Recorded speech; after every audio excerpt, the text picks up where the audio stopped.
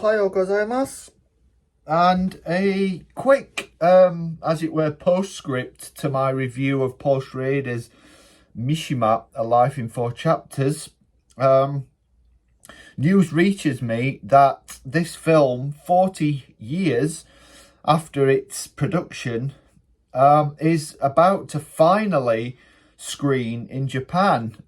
You may not be aware that the film has never been shown commercially in Japan. It's never been distributed either theatrically or on home video for, I think, more than one reason, largely due to objections to its content by the estate of Mishima Yukio. Mishima's wife was initially open to the production way back in the early 1980s, but I think quickly into the pre-production, the preparation and the shooting of the film, she withdrew her support. I think there was a lot of concern about the way that Mishima would be depicted, particularly his sexuality and his sexual proclivities.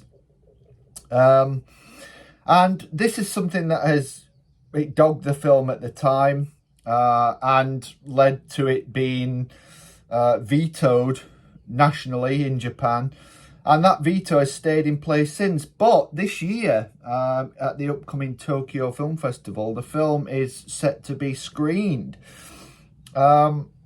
which is interesting. I think in a national context, where, as in many other places in the world, there has been a kind of move to the right in terms of politics. Those of you who follow Japanese politics, Japanese society, cannot but be aware of the rapid rise of the Sanseito party, the ultra-nationalist Japan First political party that grew out of a social media, a YouTube concern dealing with conspiracy theories to do with COVID, has quickly grown into a political party and indeed a political force, and a lot of that has come down to views on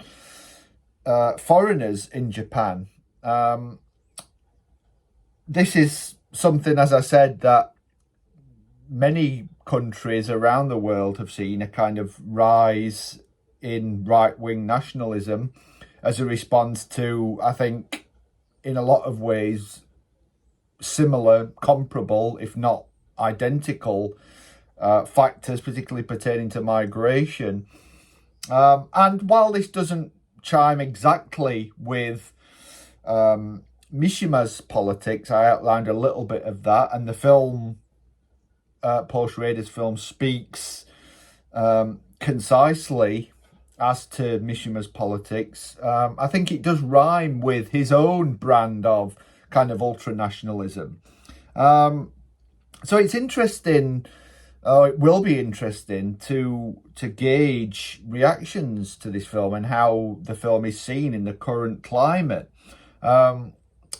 Like I said, I don't think there is an overt correlation between Mishima's ultra-right-wing nationalism, his shield society, his views on restoring the emperor to the summit, the apex of Japanese life, where he felt that the emperor had been sort of dragged down, removed,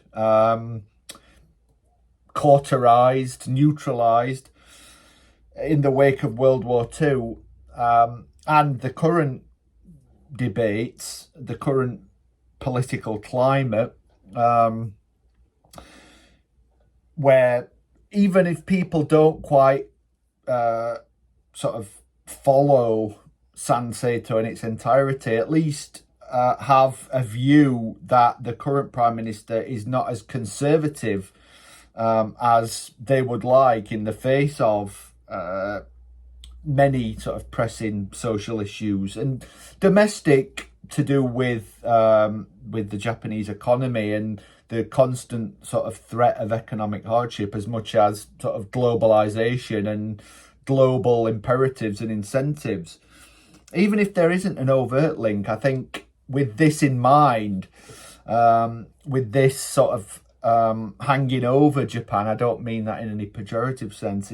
It will be interesting to see how the film is viewed. And also it will tell us a little bit about current sort of attitudes to Mishima. I think in a lot of ways, the view of this author, who was undoubtedly, for a time throughout much of the 1960s, Japan's most famous and sort of internationally acclaimed author, has been, I think, at best ambivalent and ambiguous. I think for many, his kind of polymathic output, his a kind of mix of aggressive nationalism, physical sort of worship of the body, his flamboyant lifestyle, his